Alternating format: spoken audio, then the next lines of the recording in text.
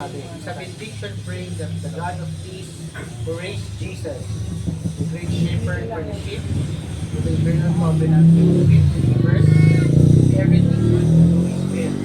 It includes by asking God's work in believers, but is pleasing to him through Jesus Christ, to whom be glory forever. So dito, no, sinasabi lang dito na si Jesus Christ, number one, He is the God of peace. God, the, the God that identifies as source of peace. This is the word. And yung God na yon, yung God of peace na yon, yun din yung nagbalik sa ating Panginoon from the dead. Siya rin yung Panginoon na nagbuhay sa ating Panginoon Jesus. Number one. The number two is, He is the great shepherd. So Jesus is identified as the great shepherd of the sheep. So dito malalaman talaga natin is the great shepherd because kung maano niyo yung will niya, di ba? Yung gusto ng Panginoon sa atin, no? Napapaayos yung buhay natin. That's why we call as a God of as a God great shepherd, no? Whose blood established the eternal covenant. So yung blood niya, yung nagtubos ng bawat isa sa atin. Sa mga kasalanan ng gawa natin. Kaya, wala namang kasing hinangad yung ating Panginoong Hesus sa atin. Kundi, magkaroon tayo ng magandang buhay. At masaganang buhay. Number 3, equipping for service. So the prayer is for God to furnish, prepare, and equip believers with everything good necessary of doing. So dito, sinasabi dito no, na we are already saved. No? We have already Jesus in our lives. And because of His blood, talagang binayaran niya yung mga kasalanan natin.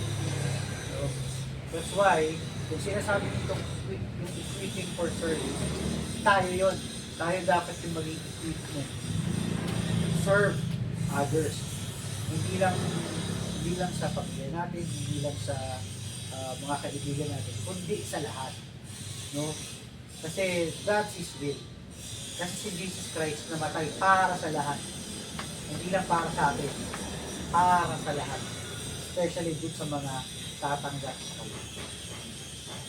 Okay. Number 4, empowerment. So God is asked to work directly in believers, creating what is pleasing in His sight through Jesus Christ. So because we have Christ, we have to work like Christ. Jesus Christ,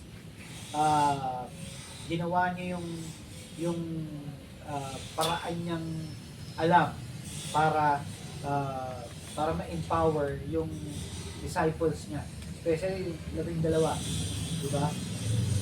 Nakita ng 12 si Jesus Christ how He shared the word, how He delivered the word, and how He acted the word, no? So ganun si Jesus Christ. That's why, ang inaano sa atin, sana maging ganun din tayo, na maging pleasing sa sight ng ating Panginoon. Because Jesus Christ, lahat ang ginawa niya is pleasing sa His Father.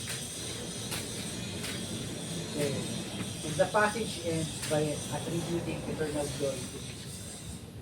So, lahat ng ginagawa natin, lahat ng mga natatawasan natin, this is all glory for God, for Jesus.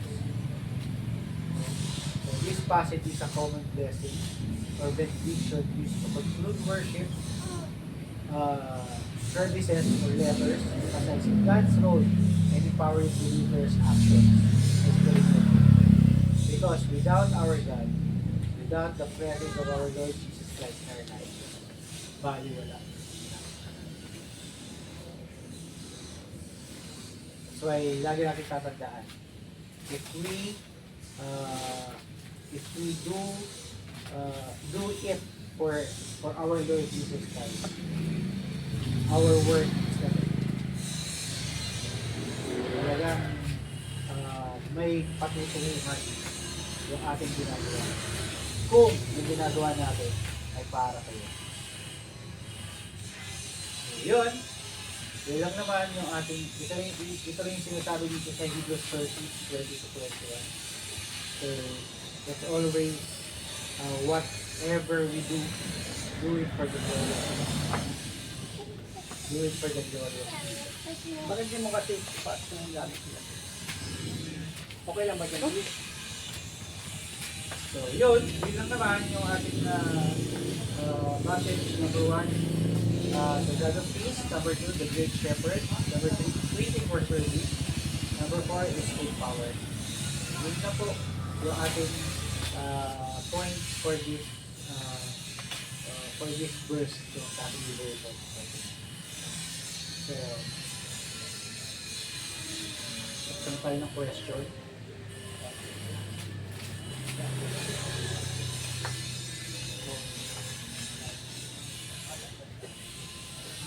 Wala kang question.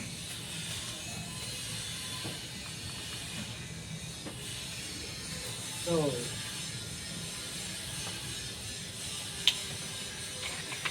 question. Based dun sa message.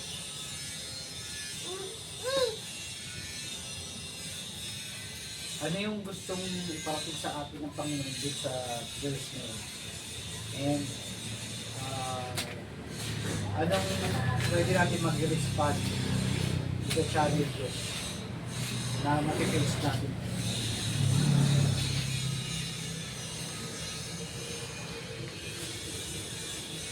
So ano yung mensahe para sa inyo verse na yun? And anong how can you face challenges? Dun sa passage. Yung pina-face natin challenges.